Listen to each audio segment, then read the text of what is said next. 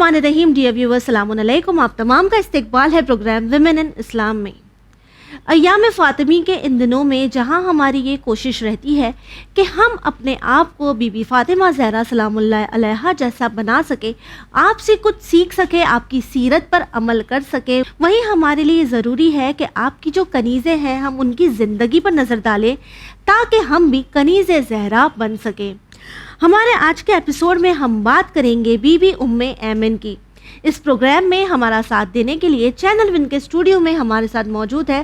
Sister Syed अज़मी Zahra. आइए सबसे पहले आपका इस्तकबाल करते हैं। अस्सलाम वालेकुम। वालेकुम अस्सलाम व रहमतुल्लाहि व बरकातुहू। सिस्टर, बीबी उम्मे ऐमन जिनका नाम हम तमाम ने सुना है, लेकिन फिर भी हम चाहेंगे कि हमारे व्यूअर्स के लिए आप इनका मुख्तसर सा छोटा सा तारुफ पेश करें। औज़ु बिल्लाहि मिनश शैतानिर रजीम, बिस्मिल्लाहिर रहमानिर रहीम। कि जिस तरह से आपने आगाज़ में कहा कि बेशक ये ज़रूरी है कि हम अगर ये चाहते हैं, और बाज़ दफ़ा बड़ी हसरत होती है कि हम कनीज़े ज़हरा कहलाएं, तो अगर हम अपने आप को वाक़ईन कनीज़े ज़हरा सलामुल्लाह अलैहा कहलाना चाहते हैं या खुदा की बारगाह में चाहते हैं कि वाक़ईन ये मकाम खुदा हमें अता फ़रमाए, तो ये दावा फ़क़त ज़बानी कर देने से मामला हल नहीं होगा। हमें ज़रूरत है कि उन चीज़ों की कि जिसके ज़रिए से वाक़ईन हम अपने आप को कनीज़ी के मरहले तक पहुँचा सकें, और वाक़ईन की शहज़ादी ख़ुद पलट कर कहें कि हमारी ये कनीज़ है। तो लिहाजा उसके लिए हमें कोशिश करनी है, काम भी करना है। तो अब इसके लिए ज़रूरत है कि कोई ऐसे नमूने अमल हमारे सामने हों कि जिन्हें देख करके हम सीखें कि किस तरह से अपने आप को वाक़ईन कनीज़ बनाया जा सकता है उन मुक़द्दस हस्तियों की, बिलख़ुसूस शहज़ादी फ़ातिमतुज़ ज़हरा सलामुल्लाह अलैहा कि जिन पर हमारी जानें क़ुरबान हो जाएं, कि हम चाहते हैं कि आपकी कनीज़ी का शरफ़ हमें मिल जाए। तो एक मरतबा क्यों ना हम उनकी कनीज़ों की तरफ गौर करें कि जिन्होंने बड़े मुश्किल वक्त में भी जनाब ज़हरा का साथ नहीं छोड़ा। आज इस दुनिया में हम ख़ुद को कनीज़े ज़हरा तो कहते हैं, लेकिन वही जनाब फ़ातिमतुज़ ज़हरा सलामुल्लाह अलैहा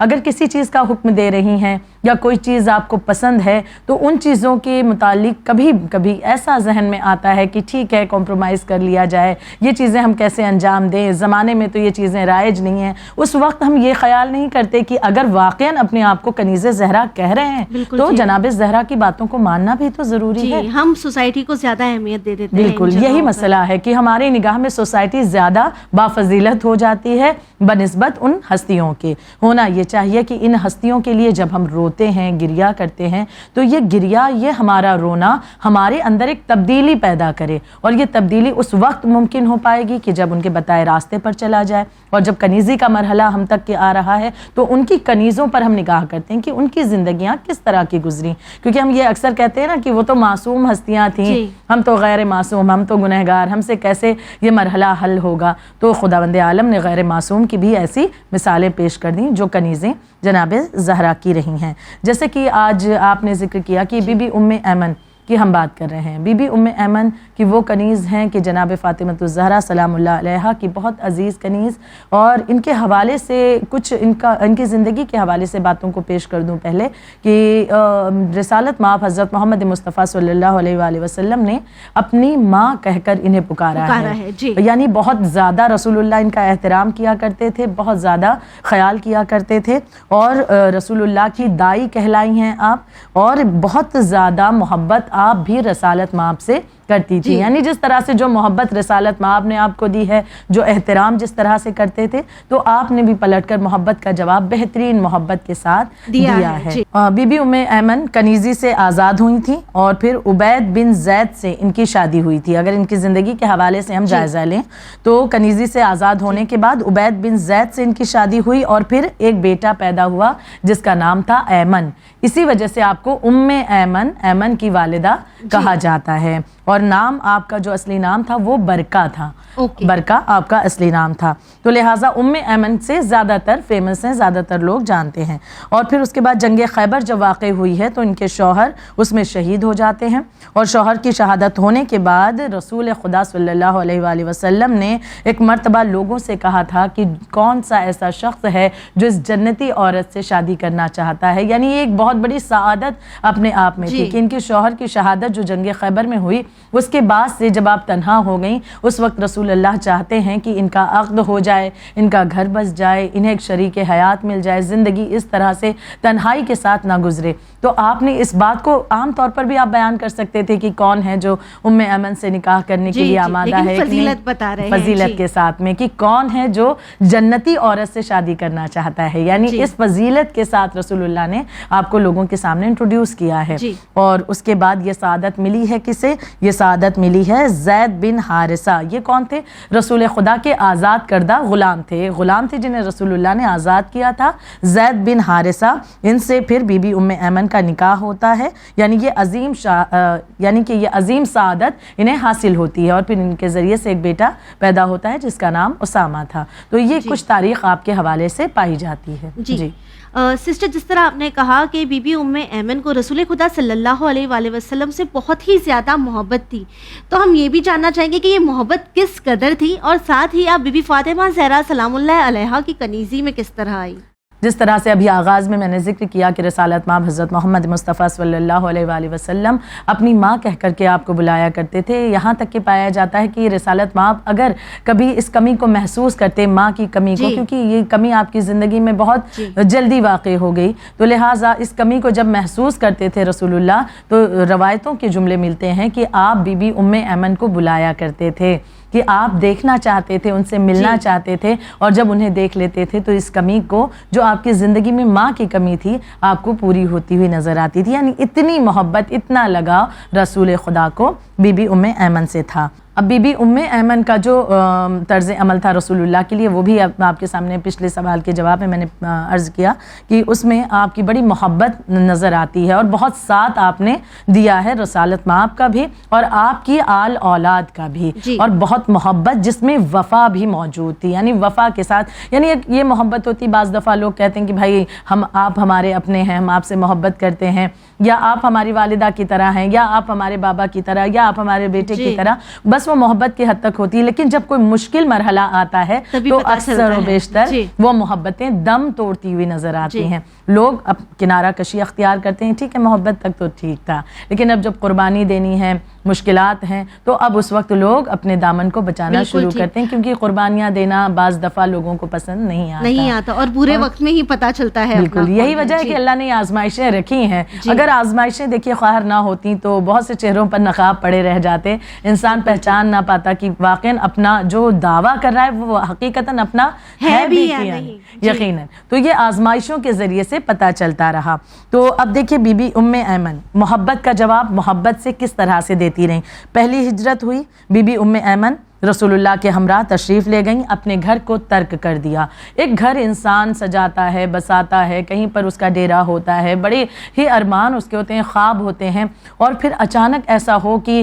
حکم آ جائے اور وہ اپنی ان تمام چیزوں کو ترک کر کے وقت کے امام یا وقت کے رہبر کے لیے چل دے، تو یہ حقیقتاً معرفت کے ساتھ محبت ہوتی ہے، جو بی بی ام ایمن کے اندر ہم دیکھتے ہیں کہ یہ محبت کے ساتھ، وفا کے ساتھ کس طرح سے اپنی آرام کو، اپنی آسائشوں کو ترک کرتی رہیں اور رسول کا ساتھ دیتی رہیں۔ تو اپنے گھر کو ترک کیا، اور پھر دوسرے شوہر کی بھی جو ہے زید بن حارثہ، ان کی بھی شہادت واقع ہوتی ہے، ایک وقت وہ آتا ہے۔ اب جب دوسرے شوہر کی شہادت واقع ہوتی ہے زید بن حارثہ کی، تو آپ رسول اللہ کی خدمت میں آتی ہیں۔ اب وہ گھڑی آ رہی ہے کہ کس انداز میں، کس طرح سے آپ جناب زہرا کی کنیزی میں آئی ہیں۔ تو اب اپنے دوسرے شوہر کی شہادت کے بعد رسول اللہ کی خدمت میں آ کر عرض کرتی ہیں، یا رسالت مآب، جو فیصلہ آپ میرے حق میں کریں وہ مجھے منظور ہے، وہ مجھے قبول ہے۔ رسول اللہ نے فرمایا کہ میں راہ خدا میں آپ کو آزاد کرتا ہوں۔ اب جب آزاد کر دیا گیا تو بی بی ام ایمن نے اپنی خواہش کا اظہار کیا کہ یا رسول اللہ، اگر آزاد آپ نے کر دیا ہے تو میری ایک تمنا ہے، میری ایک خواہش ہے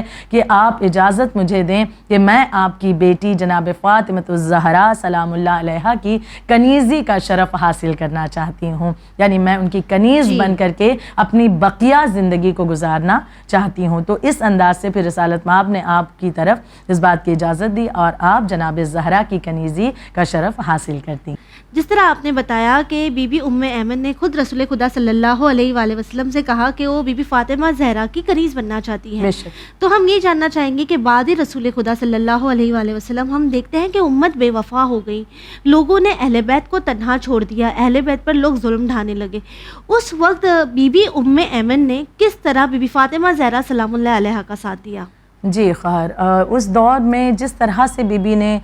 ساتھ دیا ہے بی بی ام ایمن نے ہماری شہزادی فاطمہ الزہرا سلام اللہ علیہا کا، اس کا ذکر کرنے سے پہلے اس بات کا ذکر کرنا ضروری ہے، مجھے لگتا ہے لازمی ہے کہ آپ کی شجاعت کے اعتبار سے بات کی جائے، کیونکہ وہ دور کیسا تھا۔ اگر ہم تاریخ کے پنوں کو پلٹتے ہیں تو ہم پاتے ہیں کہ وہ دور ایسا ہے کہ رسالت مآب کے بعد میں جو تنہائی رہی اور جو امت کی بے وفائی رہی، جس کا سامنا اہل بیت اطہار کر رہے تھے، کہ ہم پاتے ہیں کہ بارہا روایتوں میں موجود ہے کہ لوگوں نے مولائے کائنات کے سلام کا جواب تک دینا بند کر دیا تھا۔ جناب زہرا گھر گھر جاتی مہاجر و انصار کے اور ولایت کے اعتبار سے ایک مرتبہ ان کے ذہنوں میں ان باتوں کو تازہ کرتی، غدیر یاد دلاتی، لیکن لوگ انکار کرتے ہوئے نظر آ رہے تھے، یعنی امت جانتے ہوئے، سب کچھ جانتے ہوئے ایک مرتبہ انکار کرنے کے لیے آمادہ ہے، اور حکمران بھی ایسے ہیں کہ جو باتوں کو سننے کے لیے آمادہ نہیں۔ ایک الگ صورت حال ہے، مولائے کائنات کے بھی حق کو ان سے غصب کر لیا گیا۔ مٹھی بھر کے افراد جنہیں گنتی انگلیوں پر گن لی جائے، اس طرح کے چند افراد تھے جو حقیقی معنوں میں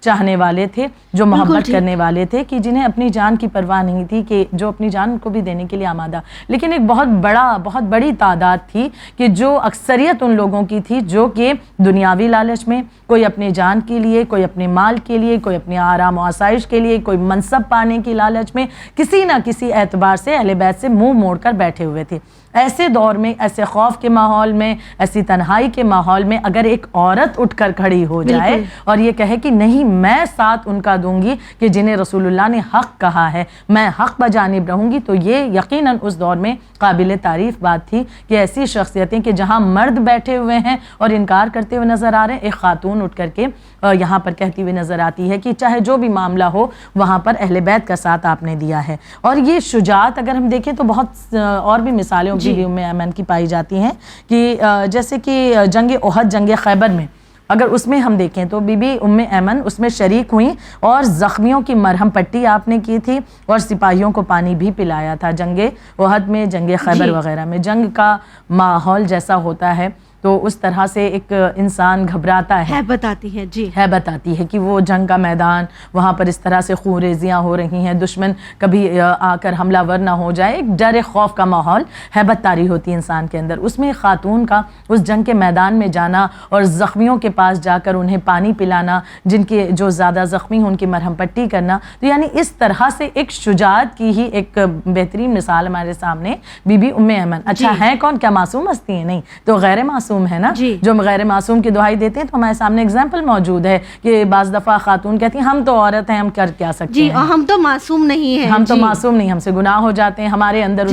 اتنا پاور نہیں ہے، تو ہم کس طرح سے کھڑے ہو جائیں حق کے لیے۔ تو یہاں پر ہم دیکھیں کہ کس طرح سے خاتون ہونے کے باوجود بھی اس وقت کی جنگ کے میدان میں جا کر کے زخمیوں کی مرہم پٹی کرنا، انہیں پانی پلانا، انہیں سیراب کرنا، ان کاموں کو انجام دے رہی ہیں۔ اب رسول اللہ کی رحلت کے بعد جو ہم نے ابھی ذکر کیا، تنہائی کا عالم، اس وقت جو بہت بڑا مسئلہ ایک فدق کا تھا، مسئلہ فدق میں بھی ہم دیکھتے ہیں کہ جب مسجد میں جناب فاطمہ الزہرا نے خطبہ فدق دیا ہے تو جناب ام ایمن آپ کے ہمراہ تھیں، آپ ساتھ تھیں، یہاں تک کہ پایا جاتا ہے کہ معاملہ فدق پر، معاملہ ولایت علی ابن ابی طالب علیہ الصلوۃ والسلام پر اور وصیت رسول کے اجرا ہونے پر بھی ڈٹ کر کے اگر بی بی کسی نے ساتھ دیا ہے جناب زہرا کا تو وہ ہیں بی بی ام ایمن۔ تو یعنی ان کی شخصیت کو ہم پاتے ہیں کہ واقعاً مشکلات ہے، خوف ہے، لیکن ایک چیز ذہن میں فقط تھی کہ مجھے ولایت کے لیے بولنا ہے، مجھے اس کی گواہی کے لیے، اپنے وقت کے رہبر کے لیے، اپنی بیوی کے لیے، اہل بیت اطہار کا ساتھ دیتے ہوئے اٹھنا ہے، تو لہٰذا وہ 75 اور 95 دن جناب زہرا کا ساتھ دینے والی شخصیت بی بی ام ایمن تھی۔ یعنی ہم یہاں یہ دیکھ سکتے ہیں کہ چاہے رسول خدا صلی اللہ علیہ وآلہ وسلم کی وصیت ہو یا مولا علی کی امامت ہو یا پھر بی بی فاطمہ زہرا سلام اللہ علیہ کا حق ہو، ان تمام جگہوں پر ڈٹ کر کھڑے رہ کر بی بی کا ساتھ دیتے ہوئے ام ایمن ہمیں نظر آتی ہیں۔ اب دن گزرتے جاتے ہیں اور وہ لمحہ بھی آتا ہے کہ جب بی بی فاطمہ زہرا سلام اللہ علیہ کی شہادت واقع ہو جاتی ہے، تو آپ کی شہادت کے وقت اور شہادت کے بعد کے جو حالات تھے اس میں بی بی ام ایمن کا کیا رول رہا؟ اس حوالے سے بہار الانوار میں بھی موجود ہے کہ جناب فاطمہ الزہرا سلام اللہ علیہ کی رحلت کے بعد